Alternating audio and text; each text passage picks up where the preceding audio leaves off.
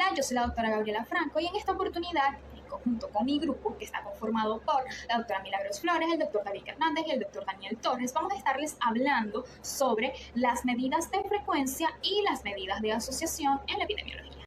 En epidemiología es primordial la medición. Por ello es necesario tener un conocimiento detallado de las diferentes medidas que se estiman en esta disciplina, porque de esto depende la interpretación de la información y, sobre todo, lo más importante, las decisiones que se van a tomar con respecto a la atención de los distintos pacientes.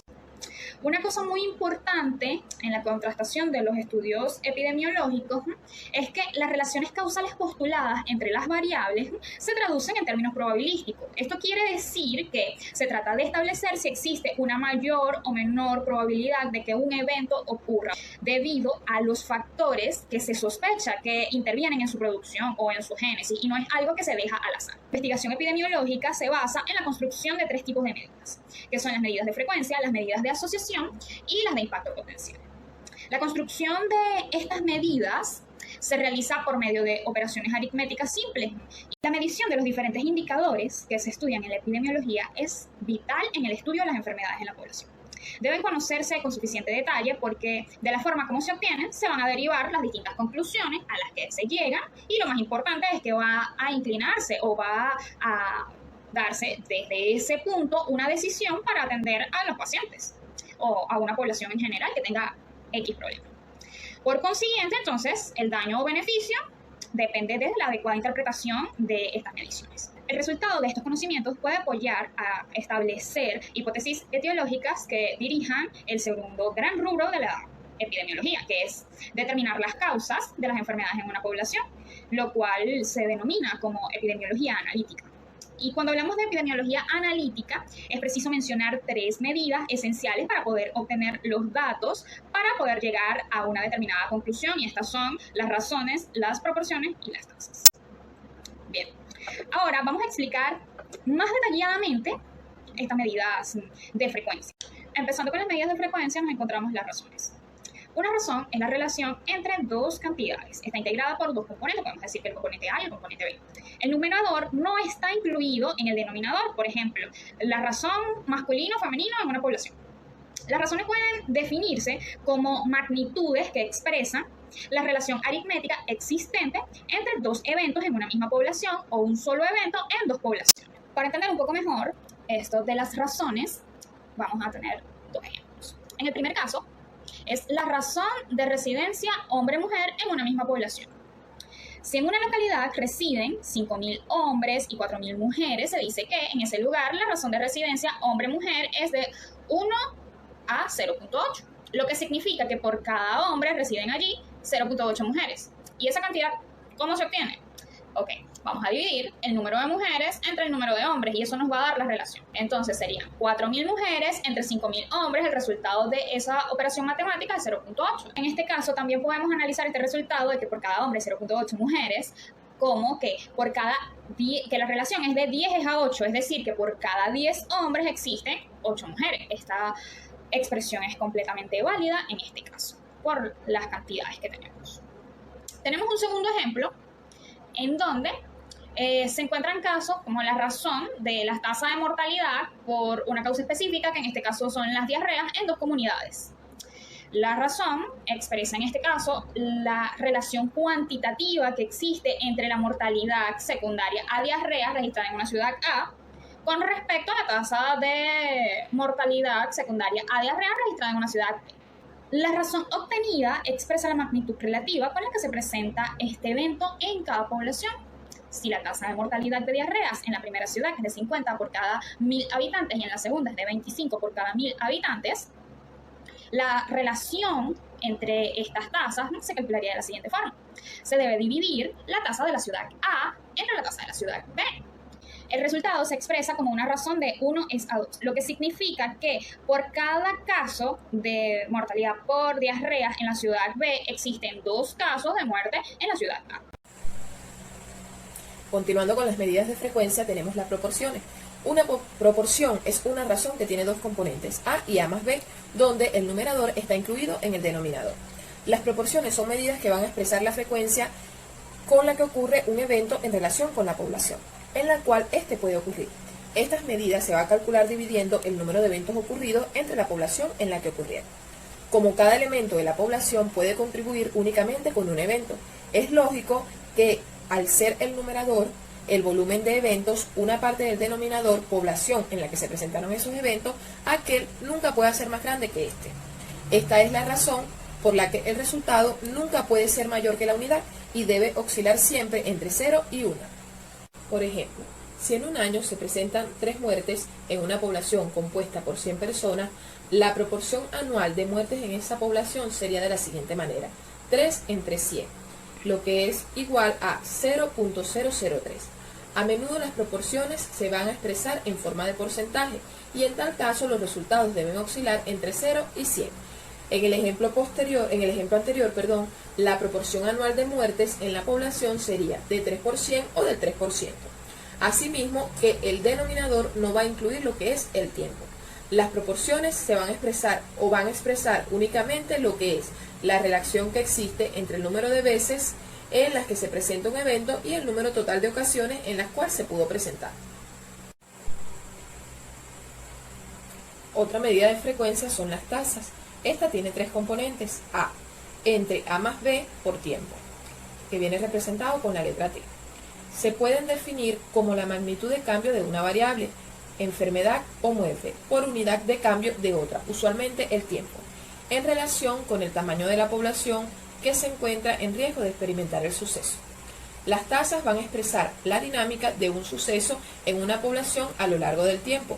En las tasas, el numerador expresa el número de eventos acaecidos durante un periodo, en un número determinado de sujetos observados. Entonces, a diferencia de una proporción, el denominador de una tasa no va a expresar el número de sujetos en observación, sino el tiempo durante el cual tales sujetos estuvieron en riesgo de sufrir el evento. La unidad de medida empleada se conoce como tiempo persona de seguimiento, dado que el periodo entre el inicio de la observación y el momento en el que aparece un evento puede variar de un individuo a otro. El denominador de la tasa se estima a partir de la suma de los periodos de todos los individuos. Las unidades de tiempo pueden ser horas, días, meses o años. Va a depender de la naturaleza del evento que se estudia. Por ejemplo, la incidencia del cáncer en los niños mexicanos es de 0.00124 niños año. Llevándolo a la fórmula, tenemos 124 por 1.000.000 niños año.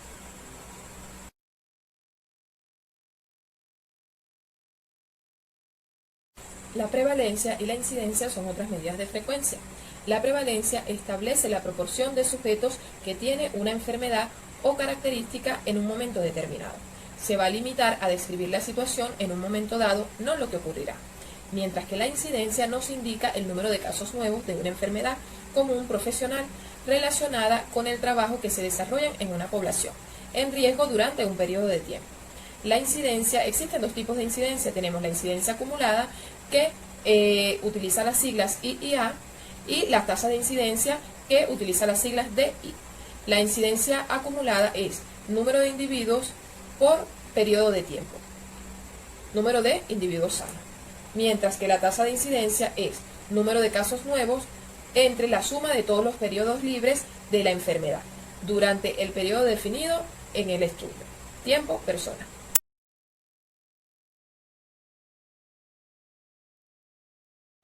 El riesgo relativo lo podemos definir como el cociente entre el riesgo en el grupo con el factor de exposición y el riesgo en el grupo de referencia como índice de asociación. Este riesgo relativo tiene ciertas características. Una de ellas es que no tiene dimensiones. El rango puede ir de 0 al infinito. El riesgo relativo es igual a 1 si no hay asociación entre la presencia del factor y el evento. El riesgo relativo es mayor a 1 si la asociación es positiva, es decir, si la presencia del factor se asocia a una mayor ocurrencia del evento. Y el riesgo relativo va a ser menor a 1 si la asociación es negativa. Para entender un poco más el riesgo relativo, vamos a explicar el siguiente ejemplo. Influye el uso de tratamiento X en la aparición de la enfermedad X. Este riesgo suele aplicarse en variables dicotómicas, por lo cual tenemos en las filas los pacientes enfermos y los no enfermos. y en las columnas el uso de placebo y el uso de tratamiento en estos pacientes. Ahora, los pacientes que enfermaron con el uso de placebo fueron 420 de un total de 3.054 estudiados. Y los pacientes que enfermaron con el uso de tratamiento específico fueron 307 en un total de 3.051 estudiados. Ahora, sacaremos el cociente entre el riesgo del grupo con el factor de exposición, que en nuestro caso sería aquellos que usaron tratamiento y enfermaron, sobre el riesgo en el grupo de referencia como índice de asociación, que en este caso sería aquellos pacientes que enfermaron con el uso de placebo, teniendo un resultado de 0,73, y podemos concluir que el riesgo de enfermar por una causa X en pacientes tratados se redujo en un 0,73% de los pacientes con el uso de placebo. El riesgo atribuible es la diferencia entre la incidencia de una enfermedad en personas que están expuestas y aquellas que no están expuestas a un factor de riesgo determinado. La diferencia entre ambos valores proporciona el riesgo de padecer dicha enfermedad en la cohorte expuesta, lo cual se debe exclusivamente a la exposición a dicho factor de riesgo. Ahora, para ver esto de una manera más práctica, nos planteamos el siguiente ejemplo, el siguiente cuestionamiento. ¿Influye la exposición al factor de riesgo X en la aparición de la enfermedad Y?